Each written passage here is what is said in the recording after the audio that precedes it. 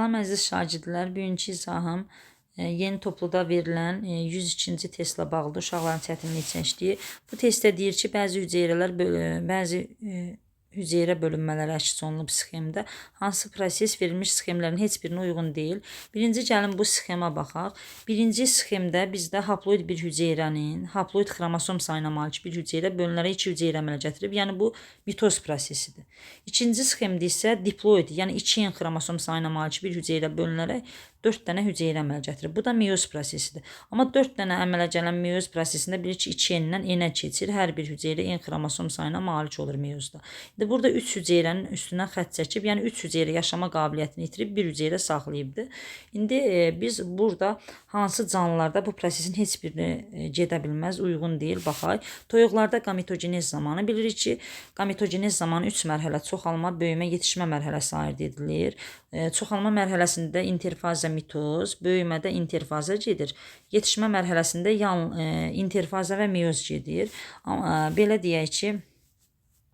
Belə deyək ki, toyuqlarda biz mitoz da getsə, yəni gametogenez zamanı, amma onların çoxalma mərhələsinə daxil olan hüceyrələri 2 xromosomuna malik olur. 2 xromosomuna malik olur. Xromatid DNT miqdarı isə olur 2C2D.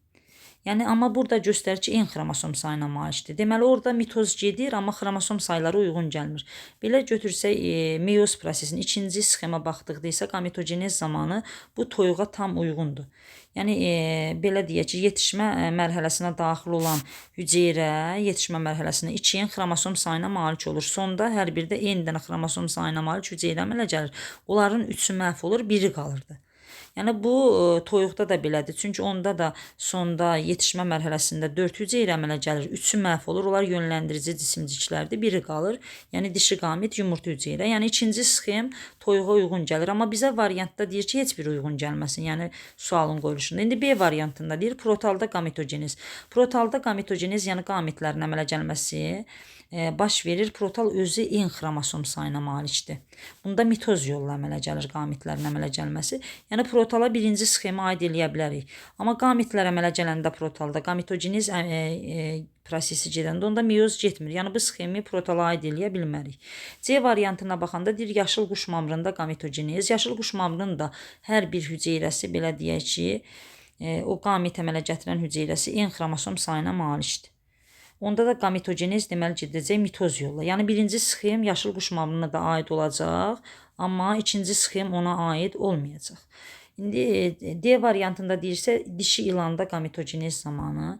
Dişi ilanda götürəndə biz, yəni bilirik ki, toyuq da dişidir. Onlarda da gametogenez ilanlarda olduğu kimi gedir. Dişi ilanda da gametogenez gedəndə biz toyuqda bayaq dediyimiz kimi necə götürmüşdüksə, ilanda da elə götürəcəyik.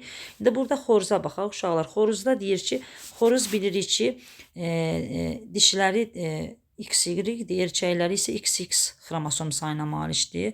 Bunlarda deməli gametogenez zamanı belə deyək ki, bunlarda çoxalma mərhələsində bu hissə gedə bilməz. Niyə görə gedə bilməz? Mitoz gedə bilər.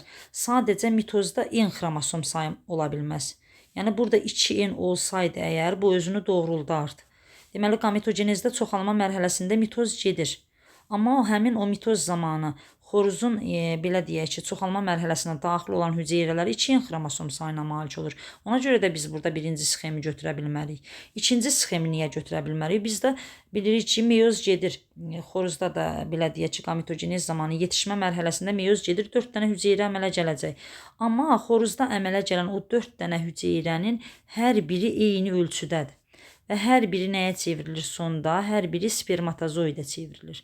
Yəni, erkək qamitləri əmələ gətirir. Amma burada isə bizə ikinci sxemdə 3-ünün üstündən xətt çəkib. Yəni, bunlar yönləndirici cisimcidir bizə göstərir. Ona görə də biz deyəcəyik ki, burada cavab Y variantıdır. Xoruzda gametogenez zamanı, yəni nə birinci sxemə, nə də ki, ikinci sxemə uyğun gəlmir.